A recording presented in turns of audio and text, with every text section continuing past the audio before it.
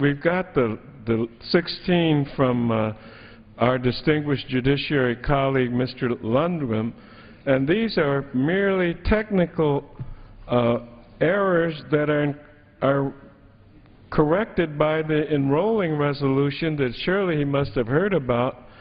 These aren't errors that would have gone into the bill, and I thank the gentlelady for you. And I thank the gentleman for clarifying it. I still think that we should rush quickly to the conference, because what is missing from this, and we can't say it more often than over and over again, from the Abrahoff matter that all of us knew of years going by, political intelligence refers to information that is potentially market-moving, is non-public or not easily accessible to the public, is gathered and analyzed, and therefore we are missing a large gap, Madam Speaker, by leaving out the provision on political intelligence, a $100 million industry.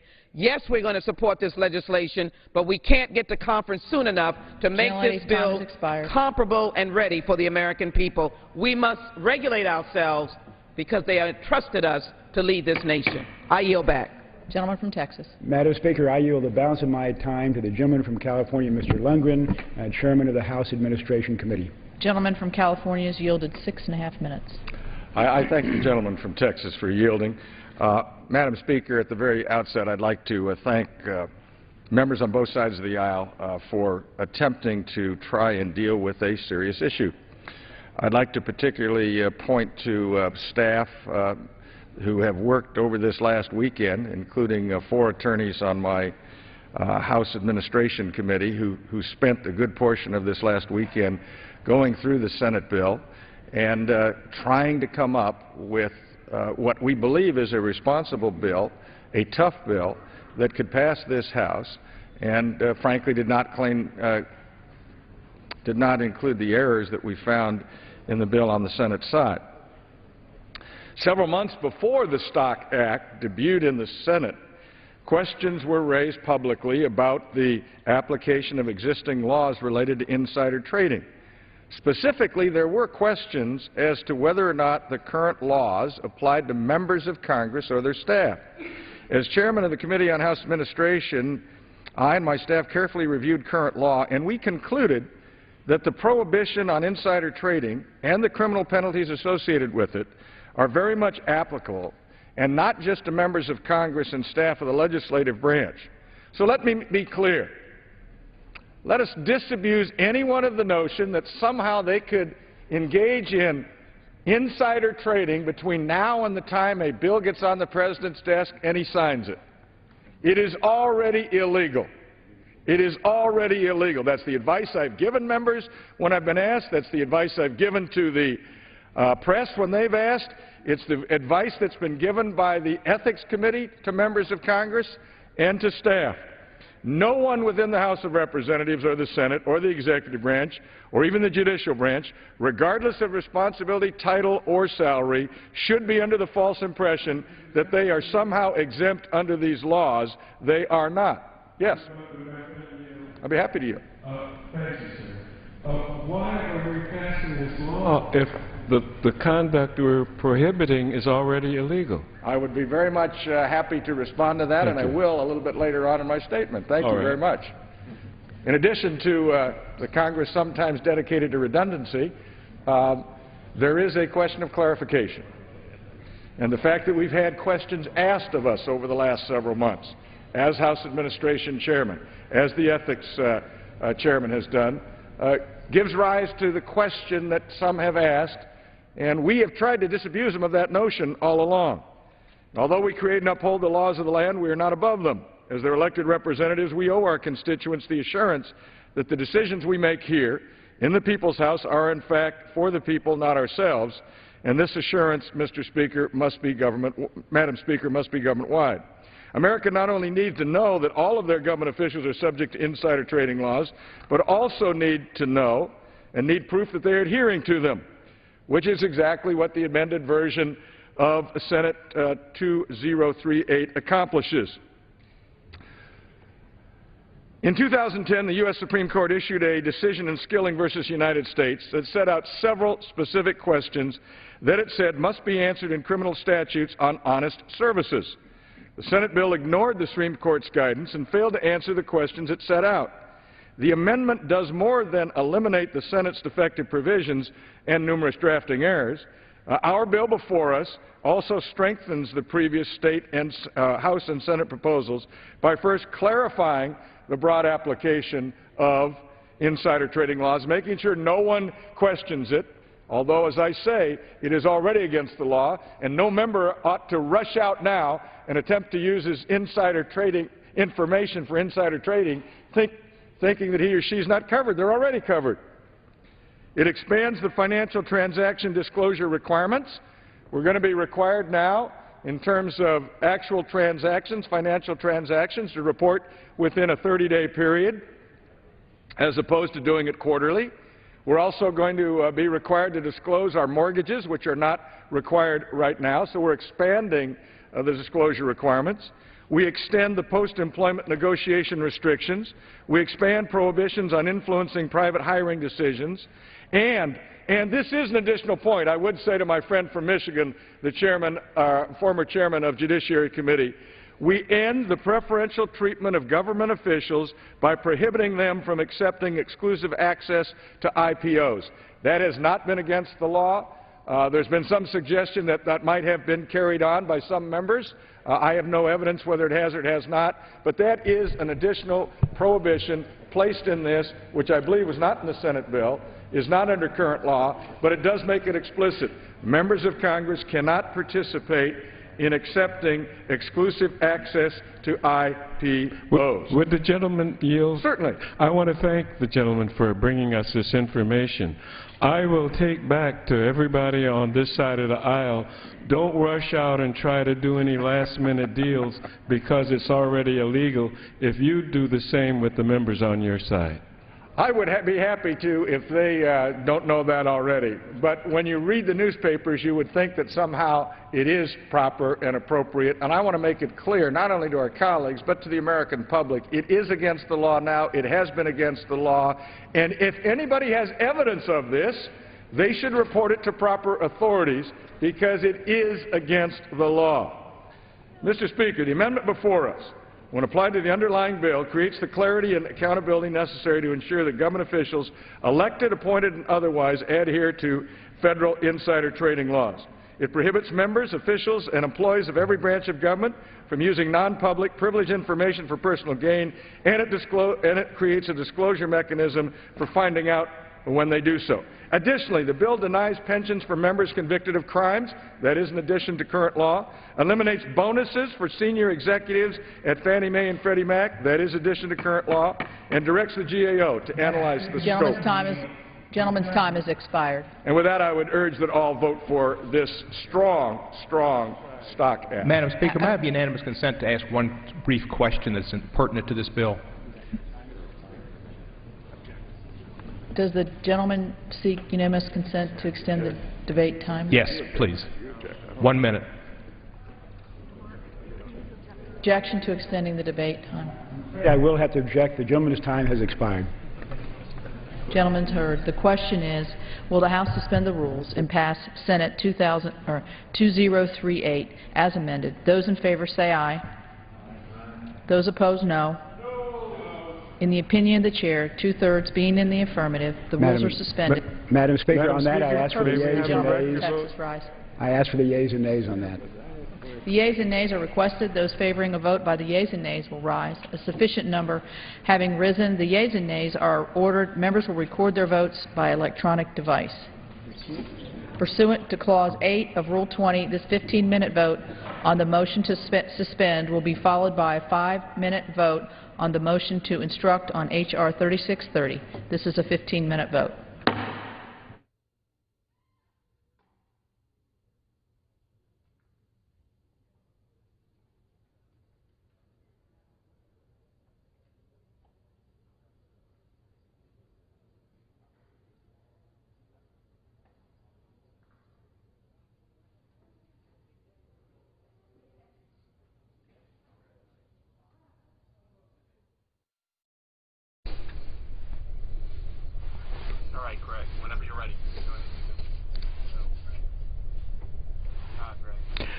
So, this vote underway, and as it gets started, what we're going to do is check in with Dan Friedman, a staff writer for the National Journal Daily. Dan, how is this House version different from the bill the Senate passed last week? A couple ways. The Senate version, the most prominent way is the Senate version includes an amendment that Senator Grassley proposed that required people who are engaged in what's referred to as political intelligence, people who sell information on legislation to things like hedge funds and lobbying firms, must register in somewhat the same way that lobbyists now have to register. That's not in the House version. The Senate version, it's disputed. It applies the same disclosure requirements that it applies to members of Congress and their staffs to the executive branch. It's disputed exactly how many feds the language covers. That's through another amendment which Senator Shelby proposed.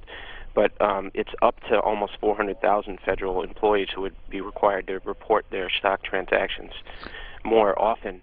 The House bill does it either the same amount or fewer than the Senate bill. About 30,000 feds would be covered by that. And then the Senate bill has some provisions on corruption that Senator Leahy, the Senate Judiciary Chairman, proposed that aren't in the House bill either. Well, you know, Dan Friedman, we heard former Speaker Pelosi talking about this political intelligence. We heard others talking about that on the floor just now. What exactly is this political intelligence stuff? There are firms, and I think a growing number of firms, that sell information, particularly on banking and financial bills, on appropriations bills, to clients that have a very specific interest in pieces of legislation. Often tax legislation that affects corporations will be very closely watched on Wall Street by hedge funds, not only in the United States, London, and these firms have clients to whom they sell this information. It's not unlike, in some ways, what some publications do, but they're not selling to a general audience at all. They're selling to specific entities. All right. What about the language in the bill that senior Republican aides have dubbed the Pelosi provision? What's that? I'm not familiar exactly with that one.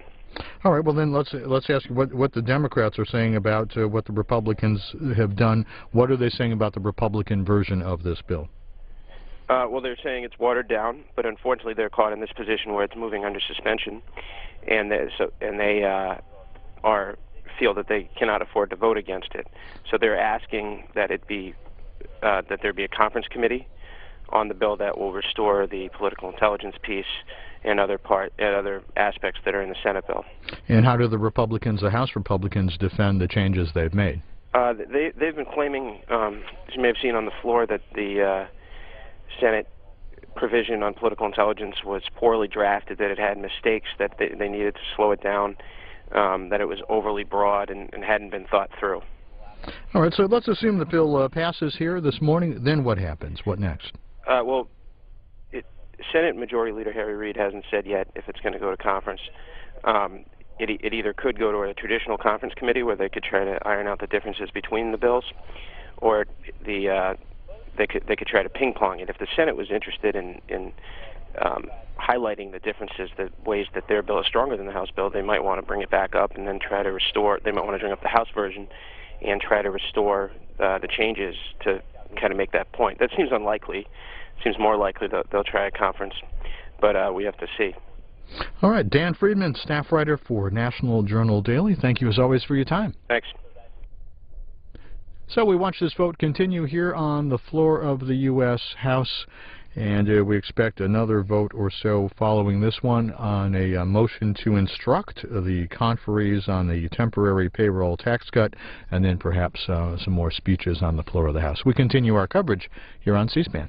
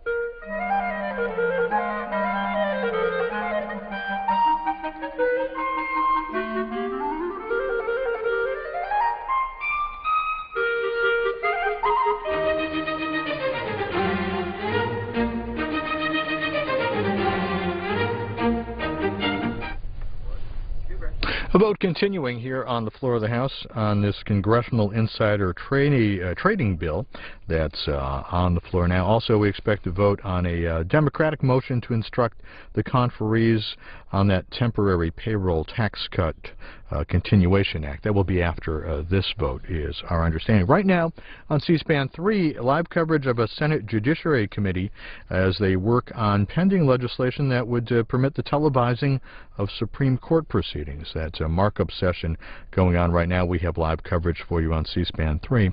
And about 10 minutes in front of noon this morning on C-SPAN 3, we'll start our coverage of the 39th annual CPAC, the Conservative Political Action Conference here in Washington. We expect that to get started with an address by Mitch McConnell, the Senate Republican leader. That coverage again on C-SPAN 3.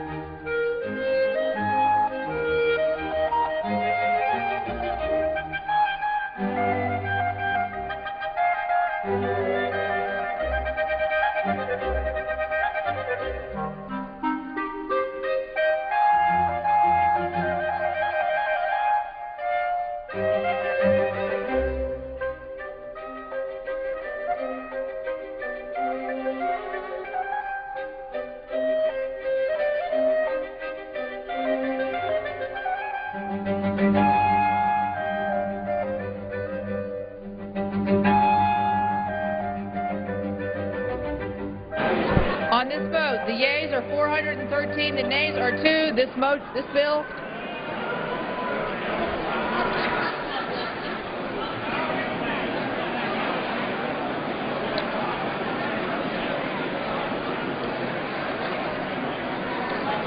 Mrs. Myrick.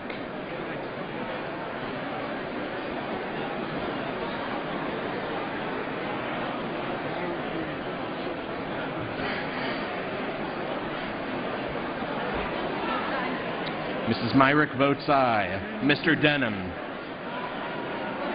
Mr. Denham votes aye.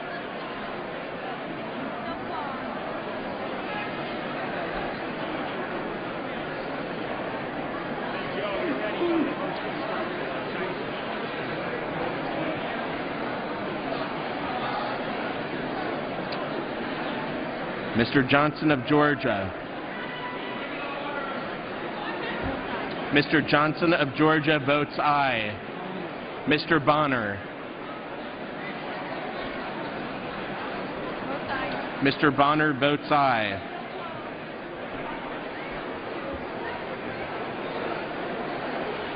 On this vote, the yeas are 417, the nays are 2. The bill is passed.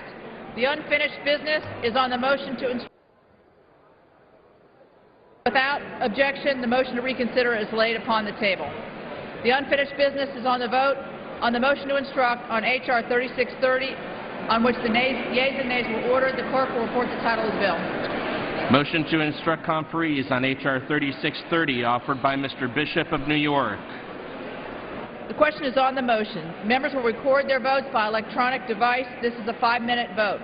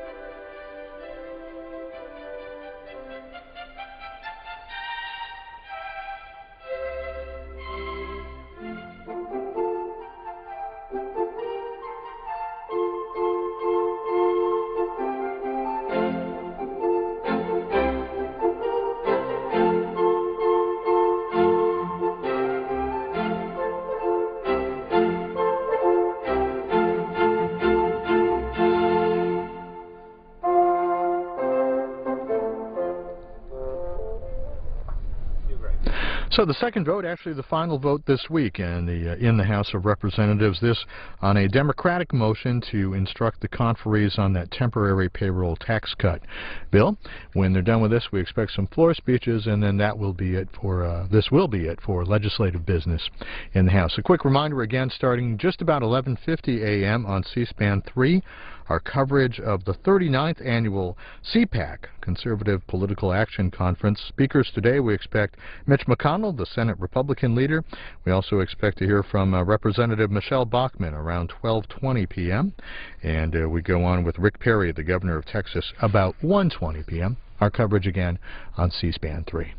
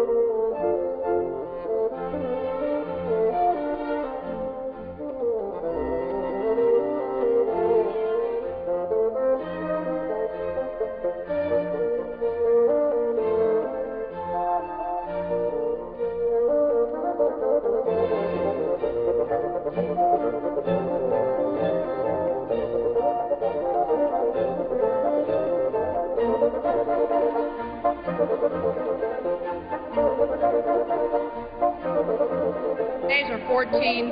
On this vote,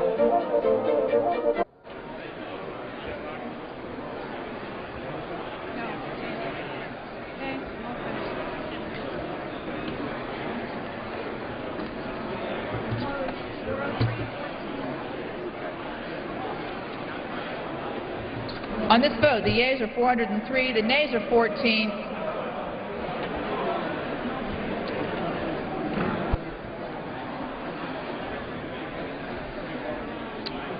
Mr. Whitman.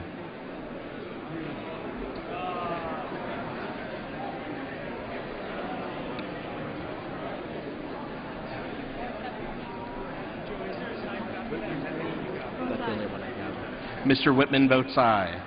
Mr. Forbes. Mr. Forbes votes aye.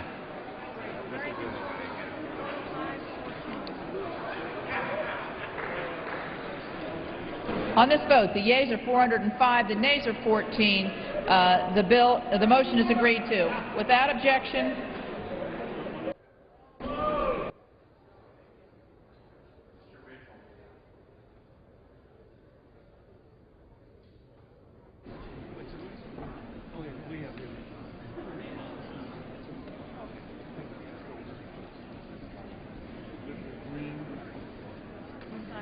Mr. Ridgel votes aye. Mr. Quayle. Off aye on no for Mr. Quayle.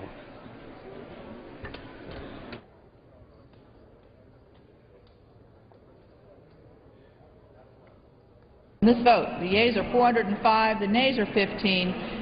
The motion is agreed to. Without objection, a motion to reconsider is laid on the table. Purpose does the gentleman or the House come to order? It's unanimous consent that the Committee on House Administration be discharged from further consideration of House Concurrent Resolution 99 and ask for its immediate consideration in the House. The clerk will report the title of the concurrent resolution. House Concurrent Resolution 99. Concurrent resolution authorizing the use of Emancipation Hall in the Capitol Visitor Center for a ceremony to unveil the marker which acknowledges the role that slave labor played in the construction of the United States Capitol. Is there objection to the consideration of the concurrent resolution? Without objection, the concurrent resolution is agreed to and the motion to reconsider is laid on the table.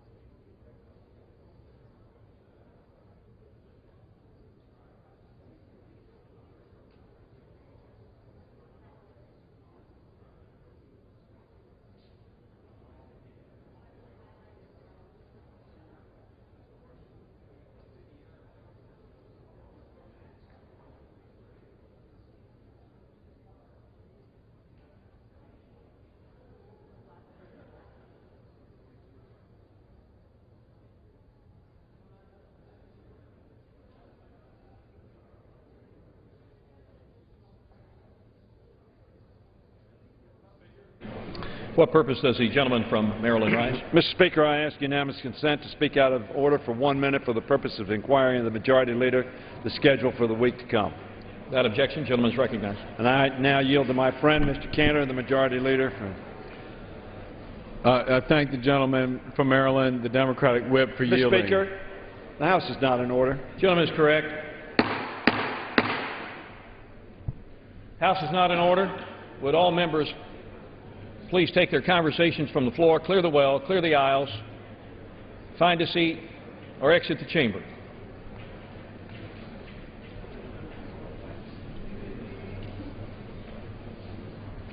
The gentleman is recognized. Thank you, Mr. Speaker. I thank the gentleman from Maryland, Democratic Whip, for yielding. Mr. Speaker, on Monday, the House will meet at 1 p.m. in pro forma session. No votes are expected. On Tuesday, the House will meet at noon for morning hour and 2 p.m. for legislative business. Votes will be postponed until 6:30 p.m. On Wednesday and Thursday, the House will meet at 10 a.m. for morning hour and noon for legislative business. On Friday, the House will meet at 9 a.m. for legislative business. Last votes of the week are expected no later than 3 p.m. Mr. Speaker, the House will consider a few bills under suspension of the rules, a complete list of which will be announced by the close of business tomorrow. In addition, the House will consider H.R. 7, the American Energy and Infrastructure Jobs Act of 2012. The House may also consider legislation relating to H.R. 3630, the Temporary Payroll Tax Cut Continuation Act. I thank the gentleman from Maryland and yield back. I thank the gentleman for that information with respect to the two pieces of legislation and the suspension bills. If I might inquire, Mr. Leader, of the timing of the Conference Committee has met, as all of us know, a few times since being appointed on December 23rd. They were supposed to have a meeting today, but apparently that meeting was canceled. We adopted a motion to instruct conferees on January 18th, with only 16 Republicans opposing, and just a few Republicans opposing this time on a similar motion to instruct, urging the conferees to report back by February 17th. As you know as well as anybody, we will be off for President's week work period, and we will not be back until the night of the 27th, which only gives us the 2 days and that evening to pass this bill if we do not pass it before the 17th. In December, we almost, as you well know, did not extend the payroll tax holiday or the unemployment or the SGR package. That would have resulted, as the gentleman knows, in 160 million Americans having a tax increase, benefits lost for many unemployed Americans, almost 2.3 over the next 3 months, and we only have 3 full days left before the February break. Is the gentleman expecting the Conference Committee? I know you put it as a possibility, but can the gentleman, Mr. Camp, of course, Chairman of the Ways and Means Committee, chairs that conference. Can the gentleman tell us whether or not there is a reasonable expectation that we will be able to act on this bill and have the Conference Committee report on the House floor? Well, I will say just to the gentleman, as I said before, reflected by the vote that just occurred on the motion to instruct conferees, we too desire a resolution of this issue next week. I mean, I think the gentleman knows we've been on this floor before in the same discussion where it's imperative for us to send signal to the hardworking taxpayers of this country they're not going to have their taxes go up. So it is my hope that we're going to see some productivity out of the Conference Committee. I think the gentleman knows my position as to why there's been no productivity. And frankly, I last week urged the gentleman to point his ire to the other side of the Capitol because it is that side of the Capitol and Leader Reid that has been unwilling to come forward with a resolution to this issue. As the gentleman knows, the House has taken its position. We believe we ought to extend the payroll tax holiday for a year and do so in a responsible manner so as not to raid the Social Security Trust Fund.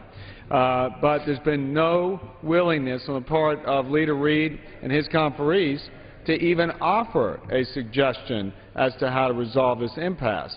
So again, I say to the gentleman, we are committed to making sure taxes don't go up on hardworking people in these economic times. I thank the gentleman for his comments. I'm pleased to hear that. As the gentleman knows, Mark Zandi just a few days ago said that failure to extend the payroll tax and the unemployment insurance benefits would deliver a significant blow to our fragile economic recovery and could cost our economy 500,000 jobs and raise the unemployment rate by at least 0.3 of a point and lower economic growth by 0.7 of a point. Now, I'm happy to hear, pleased to hear what the Majority Leader has said, but of course we still have some concern. Representative Paul Brown, one of your members from Georgia, and I quote him, said, "This payroll tax holiday is just a gimmick to try to get Obama reelected. This," he said, "is bad policy." Representative Chaffetz from Utah, one of your colleagues, said tax holidays are just bad policy. A year is pretty short. The chairman of your campaign committee, Pete Sessions, said, quoted in the LA Times, Representative Pete Sessions of Texas, who heads the House Republican Campaign Committee, called Obama's plan, that is the extension of the payroll tax, a horrible idea. He said GOP candidates would have no difficulty explaining to voters why they want to let the tax break expire. And then, of course, the chairman of the Conference Committee, my good friend for whom I have a great deal of respect, apparently does not agree with what the majority leader just said in wanting to extend this tax cut, because he said, I'm not in favor of that. I don't think that's a good idea. Now, that was admittedly back in August, so some months ago, when he said that, but it gives us some concern that the leadership of the Conference Committee, Mr. Camp and others, are in the position where they don't really think, as seemed to be reflected in the last year, that this tax cut ought to be extended. They do, however, believe very strongly, as I understand it, that the tax cut for the wealthiest in America, the Bush tax cuts, ought to be extended, and they ought to be extended without paying for them. And in fact, you provided in your rule that you adopted in this Congress that they could be extended without paying for them. I don't think that's your position, as I understand it, with respect to tax cuts for middle-class Americans. Would the gentleman like to comment on those observations? Mr. Speaker, thank you, gentlemen. Mr. Speaker, I just say, really it's not productive to engage in politics of division. We ought to be about multiplication here. We ought to be about growing the economy. We ought not be talking in the way that the gentleman suggests, that somehow we Republicans prefer one group of people over another. That's not true. We're here fighting for the hardworking taxpayers. I just said, Mr. Speaker, to the gentleman, that we as Republicans in this House do not support taxes going up on anybody. We believe that Washington spends too much money. We don't believe you ought to tax anybody, especially the job creators, the small businessmen and women who we're relying on to create jobs and get this economy back to where it needs to be in a growth mode. So the gentleman knows very well my position, and is the position of our conference. We do not want to see taxes going up on hard-working taxpayers. I've said before, I'll say it again. We hope that the conferees can produce something for us to vote on, but we are not in any way, shape, or form advocating for taxes to go up on hardworking people. No. We are for making sure that doesn't happen. So, Mr. Speaker, I don't know how many times I can say that to underscore our commitment. I yield back. I thank the gentleman for his recommitment to that proposition. Let me ask the gentleman, therefore, given the fact, am I correct, that you do not believe that tax cuts, the 01 and 03 extension of the tax cuts need to be paid for? Is that still your position? Mr. Speaker, again, the question has to do with the gentleman and his side's and the President's insistence that somehow the math requires us to raise taxes on small businessmen and women. We don't believe that. We don't believe that we ought to let tax rates go up and create a tax hike on the small business people of this country.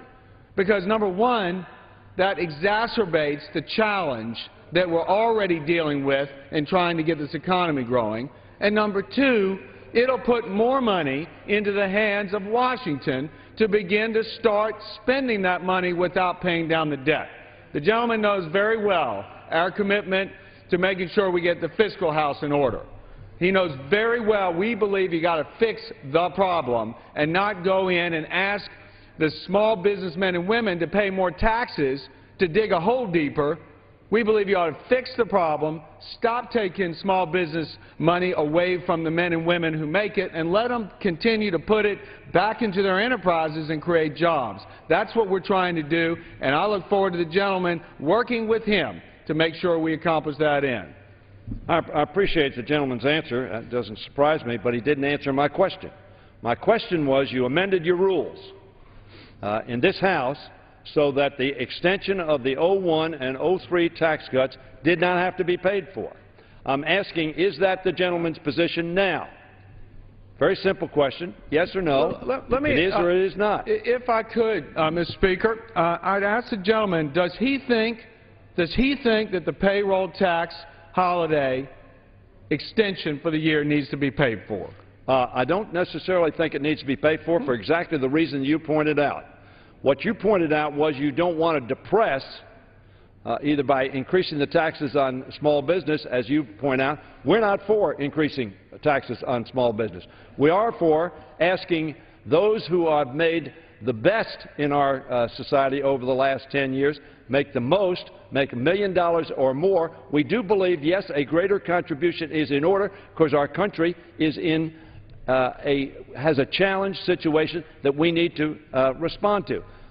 Having said that, I believe that it ought to be consistent in terms of your application of not paying for tax cuts for it to be also applicable to middle-income, hard-working Americans who find themselves in a real pinch in this present economy, that we would take a similar position. All I'm asking the gentleman is your position on the middle-class tax cut, which we're talking about, and it is in conference, the same as it is on the Bush tax cuts of 01 and 03. That's all I'm asking. Well, Mr. Speaker, thank the gentleman. I would ask in response to that, does he not agree that there is a difference between the nature of the tax relief in the payroll tax than the nature of existing tax rates on the marginal level as well as cap gains? And along those lines, would he not then be advocating a position that would say it's okay to raid the Social Security Trust Fund if you're not going to pay for